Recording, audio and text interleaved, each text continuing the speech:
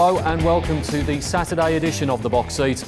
I'm Mark Warwood. 9 races on HG Bolton Sprint Day at Belmont Park. We're expecting a partly cloudy day, 22 degrees Celsius. The track, I think, will be a good 4. The rail, it will be out at the 12-metre position. Race number 1 at Belmont on Saturday will jump at 12:11. It is the Agent Fresh Plate over 1,200 metres for the 2-year-olds and in replay. Let's go back a fortnight and the win of Clairvoyance.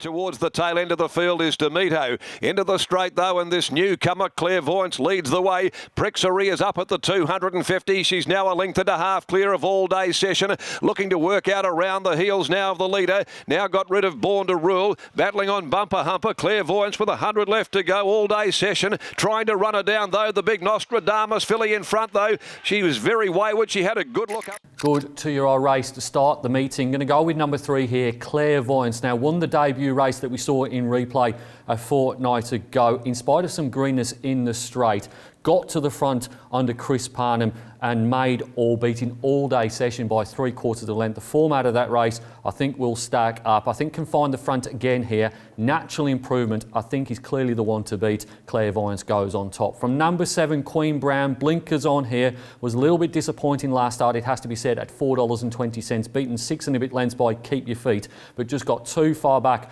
over the 1,200 metres. With the blinkers on, hoping to be a bit further forward here. I think Queen Brown can be the big improver. Resuming is number 1, Our Boy Dylan for Neville Parker and Joe Azzopardi. Won a trial by nearly 5 lengths at Larkhill earlier this month. Has got some good form from earlier this year, including seconds behind I'm a Single Man and a win over the White Witch. Was well beaten by Charlton Eddie last start, but willing to forgive that run.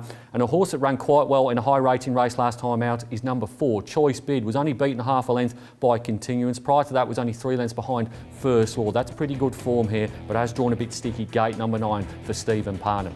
Top selection in race number 1 is number 3, Clairvoyance, to beat 7, Queen Brown, 1, Our Boy Dylan and 4, Choice Bid.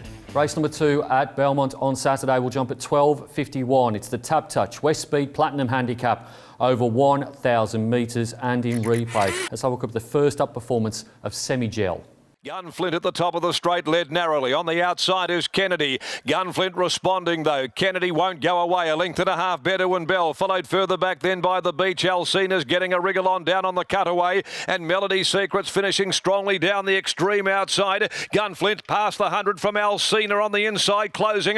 Gunflint responding though. Gunflint's going to do it. Gunflint beat Alcina. Bedouin Bell third from Melody. Semi-Gel was 8th of 10 in the replay race. Was first up without a trial off 95 days and made a hash of the start as well. So you didn't see it in the replay, but ended up out the back for William Pike and Lou Luciani. He was $3.60 favourite that day, well supported in the market, but was given no chance after the difficult start. If you focus on his form back in the autumn, it's pretty good form as well, winning a 3-year-old race at Ascot and then finishing 3 lengths behind Cliffs of Comfort. And the fact this horse was scratched on Wednesday to come here on the Saturday in what is, I think, a pretty weak race suggests that there's a bit of confidence there. Number 3 goes on top. From number 1, Sir Mambo for Maddie Derrick, who claims 3, takes over from Jade McNaught. Now, this horse is always there or thereabouts in this grade. Did win in this grade back at Ascot at the beginning of May, beating round the point by 3/4 of a length. Does tend to find a little bit of trouble in the run, Sir Mambo, but you can't count him out, and he can carry big weights.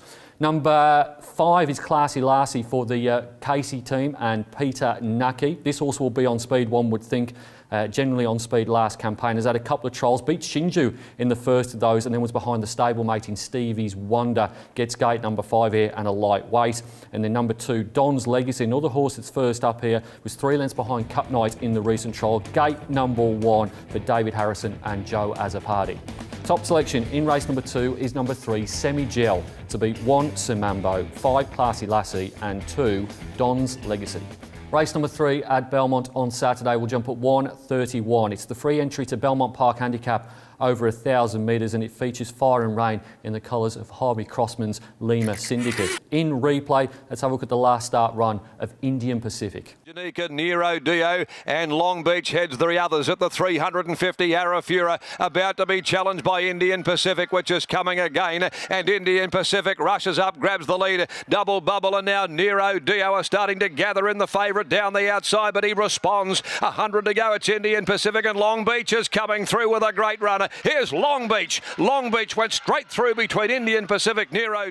Forgive is an overused word in racing, particularly by punters, but you have to forgive Indian Pacific for its last start performance. Went round at $1.80 in a race featuring Long Beach, who's a very talented galloper. Finished third, but Arafura really served it up in the first half of that race. They went about 10 lengths faster than benchmark to the 600, and poor old Indian Pacific was the victim of it. Left him exposed to some quality gallopers who jogged much more even runs in the contest. You look at the other form lines: Windstorm, Levitate. He's beaten some very good horses. Gets in with 55.5 kilos here. He has drawn sticky gate 8 of 8, and there is speed drawn underneath him. But if he finds the front and they don't go too hard, he's going to win this race, I think. He goes on top.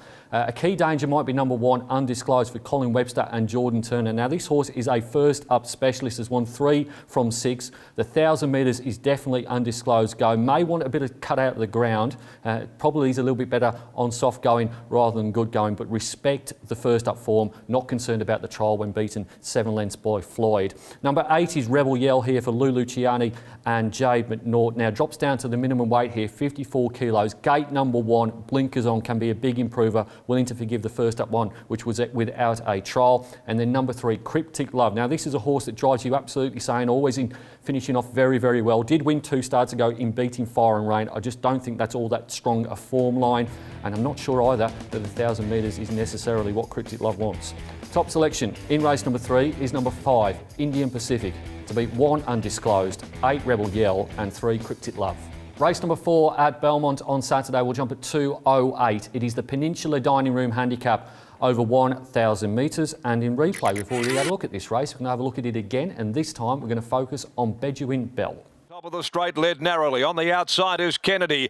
Gunflint responding, though. Kennedy won't go away. A length and a half, Bedouin Bell. Followed further back then by the Beach. Alcina's getting a wriggle on down on the cutaway. And Melody Secrets finishing strongly down the extreme outside. Gunflint past the 100 from Alcina on the inside, closing. Gunflint responding, though. Gunflint's going to do it. Gunflint beat Alcina. Bedouin Bell third. Strictly speaking, Bedouin Bell rises in grade, but this is a very weak graduation handicap for mine. She reunites with William Pike, who takes over from Jason Whiting, and she did win off a 7-day turnaround back in March. That was at Ascot over the 1,100 metres. She'd run 7 days earlier in a graduation handicap and only been just beaten. Gate number 7 here probably maps midfield or a little bit further back than that. Very weak race. Bedouin Bell goes on top. From number 7, Denim Pack for Chris Graham and Mike Sanchez. Gets 52.5 kilos. This horse doesn't know really how to run a bad race. Hasn't won for a long time. 991 days. Was wide all the way last start, but draws a lot softer here and can certainly run into the minors. A horse that was scratched from Wednesday to go around on Saturday, such is the shallow nature of this race, is number 1, Kennedy for Chris Gangemi and Chloe Azzopardi. She ridden the horse the last 3 times it's been around. Did win one of those. That was a Class 5 in beating Wanna Be Good. The blinkers go on and the winkers come off. Kennedy from gate number 6. And then number 8, Holy Ghost, Stone Motherless, both runs back since having the 1 trial. Beaten 6 lengths by Mood Swings and 6.5 lengths by We've Got Dreams. Think can improve here. This is a very, very shallow race. Top selection in race number 4 is number 3, Bedouin Bell, to beat 7, Denim Pack, 1, Kennedy, and 8, Holy Ghost.